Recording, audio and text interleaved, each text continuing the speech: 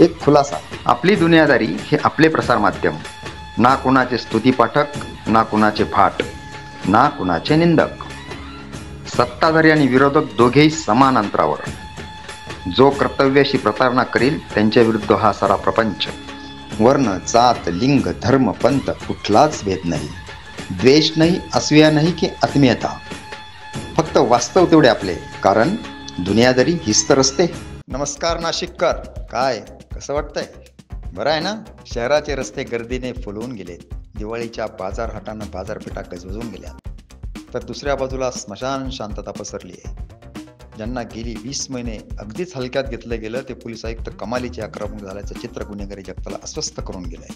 अचानक कोणती जादू झाली असे प्रश्न नाशिककरांना पडले. नाशिकची कायदा सुव्यवस्था हा मुद्दा गेल्या काही दिवसापासून ऐरणीवर होता. प्रत्येक जण नाशिक पोलिसांकडे बोट दाखवून ढासळलेल्या कायदा सुव्यवस्थेची चर्चा करत होता. कुठे खून झाला तर लगेच पोलिसांना जबाबदार ठरवलं जात होतं. कायदा सुव्यवस्थेचे निकष लावताना ज्याने एकदा तरी आपल्या आयुष्यात कायदा मोडला असेल तोही पोलिसांना कायदा सुव्यवस्थेची शानपण शिकवत होता. कायदा सुव्यवस्था म्हणजे काय हेच आता नाशिक पोलीस नाशिकच्या जनतेला दाखवून देऊ लागले.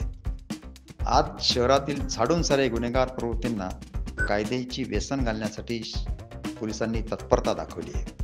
रोज वेगवेगळी नावं समोर येत आहेत. खरं तर संदीप कर्णिक यांनी पदभार स्वीकारल्यानंतर सर्वच क्षेत्रातील मंडळींशी सौलकेचे संबंध प्रस्थापित करून आयुक्तालयाचा कारभार पाहण्याचे धोरण स्वीकारले होते. त्या संबंधांचा काहींनी गैरफायदा घेतला, काहींनी चुकीची माहिती दिली, अनेकांनी दिशाभूल केली, कित्येकांनी या संबंधांचा वापर करून आपले व्यक्तिगत कर्ज चुकते केले. त्याचा परिणाम कळत नकळत कॉपच्या कार्यक्षमतेवर झाला.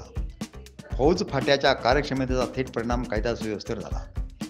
अलीकडच्या काळात 2 वेगवेगळ्या पोलीस ठाण्याच्या हद्दीत झालेला गोळीबार या सर्वांवर कडी ठरला आणि पोलीस आयुक्तांनी आपले जुने रूप बदलून नवा अवतार धारण केला. आज शहरात जे चित्र दिसतंय ते नव्या सिंगम अवताराचाच परिणाम आहे. शहरात साफसफाई करण्याचा विडा पोलिसांनी स्वीकारला आणि पावलंही त्याच दिशेने पडत आहेत.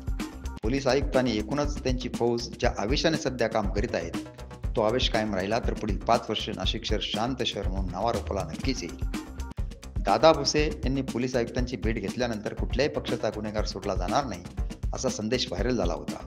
इथे तर सुरुवातच सत्ताधारी पक्षाशी संबंधित गुन्हेगारीपासून झाल्याचे चित्र आहे. अगदी सुरुवातीला भाजपचे 2 दिग्गज गजाआड झाले, त्यानंतर घाऊक साफसफाईच्या मोहिमेचे चेहरे झाडून काढले जात आहेत. ते देखील प्रत्यक्ष सत्ताधारी किंवा मित्र पक्षाशी संबंधित दिसतात. अर्थात अजूनही मोठा पल्ला गाठायचा आहे. अनेक चेहरे पडद्याआड आहेत. त्या चेहऱ्यांवरील पडदाही पोलीस आयुक्त नक्कीच फाडून बाजूला करतील याविषयी नाशिककरांना विश्वास आहे. कदाचित येत्या 1-2 दिवसात एक मोठी पण अनपेक्षित बातमीही नाशिककरांच्या कानावर येईल. होय, 1-2 दिवसात मोठी पण अनपेक्षित बातमीही नाशिककरांच्या कानावर येईल.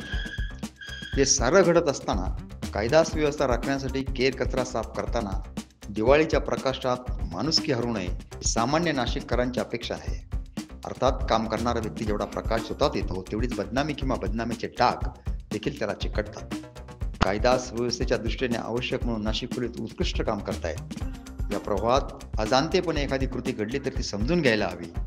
हजारो वर्षापासून आपल्याकडे एक म्हण आहे, गव्हाबरोबर किडेही रगडले जातात. 10 चांगली कामं करताना एखादे काम मनाविरुद्ध झालं असेल तर तेही सहन करायला हवं. अर्थात हे सगळं का सांगतोय तर नाशिक शहरात गेल्या काही दिवसात सोशल मीडिया गुंडांना चोप बसावा म्हणून पोलीस प्रशासनाने मोहीम हाती घेतली. कायदा आणि सुव्यवस्थेची ही कारवाई स्वागतार्ह असली तरी त्याच मोहिमेत एक वेदनादायक वास्तव पाहायला मिळते. रस्त्यावर छोटा व्यवसाय करून जगणाऱ्या गरीब महिला वर्ग, पुरुष मंडळी आणि वयोवृद्ध निराधार लोकांची दिवाळी अक्षरशः उद्ध्वस्त झाली. अशा प्रतिक्रिया सोशल मीडियावर उमटू लागल्यात. हातावर पोट असलेले हे लोक जे टपरी, स्टॉल किंवा हातगाडीवर किरकोळ व्यवसाय करून उदरनिर्वाह करतात त्यांच्यावर अतिक्रमण हटाव मोहिमेने गदा आणली. अनेकांकडे पावत्या असूनही त्यांचा माल साहित्य टपऱ्या उचलण्यात आल्या, दंडात्मक कारवाई झाली अशी चर्चा आहे. या कारवाईचे समर्थन करताना नाशिक पोलीस सांगतात की या अनेक धंद्यांच्या आड अवैध धंदे सुरू होते. टपरीवर दारू पिणं वगैरे सारखे कृत्य घडत होते. या बेकायदेशीर कृत्यात अनेक तरुण गुन्हेगारांचाही समावेश होता. त्यांचा निपटारा करण्यासाठी ही कारवाई केली आहे. पोलिसांचं हे म्हणणंही समर्थनीय ठरतं, त्यात प्रश्न तो नाही आहे. पण इथे एक गोष्ट आणखी महत्त्वाची ही आहे की काही पार्सल पॉईंट्सवर पोलिसांनी जाऊन कारवाई केली आहे आणि तिथे बसलेल्या दारुड्यांना चोपलं आहे. त्याऐवजी दारू पिणाऱ्यांना परवानगी देणाऱ्या मालकावर काय कारवाई केली, हाही नाशिककरांचा प्रश्न आहे. असो, त्या मुद्द्यात आपल्याला जायचं नाहीये. प्रश्न इतकाच नाही की प्रशासनाने कारवाई केली, प्रश्न असाही आहे की ही कारवाई कोणत्या निकषावर केली. अतिक्रमण रोखणे योग्यच, पण गरजूंना उद्ध्वस्त करणे आणि गुंडांवर कारवाई या दोन्हींचा एकच अर्थ होऊ शकत नाही. दिवाळी घराघरात उजळली पाहिजे, पण ज्या हातांनी कष्टाचे दिवे लावले जातात त्यांचे दिवे विझवायचे का, याचाही विचार व्हायला हवा. मोठ्या लोकांच्या वाड्यावर फराळ वाटताना आपण दान करतो, पण रस्त्यावर प्रामाणिकपणे श्रम करून जगणाऱ्या लोकांचा व्यवसाय उद्ध्वस्त होत असताना आपण गप्प का? हा केवळ प्रशासनाचा नाही, तर आपला सामूहिक अपराध आहे.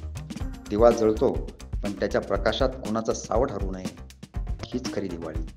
नाशिक प्रशासनाने आणि आपण सगळ्यांनी या प्रकाशाचा अर्थ पुन्हा एकदा समजावून घ्यायला हवा. नाशिक शहर पोलिसांची भूमिका मात्र स्वागतार्हची. नाशिककरांनी एकमुखी पाठिंबा या कारवाईला द्यायलाच हवा. अजून नाशिककरांच्या मनात असलेले अनेक चेहरे पोलीस आयुक्त कायद्याच्या सुळावर चढवतील, त्यासाठी त्यांना बळ द्या. इथेही पोलीस सत्ताधारी आणि विरोधक असा भेद करणार नाहीत. या नाशिककरांच्या विश्वासामुळे लवकरच एक मोठी बातमी मिळेल.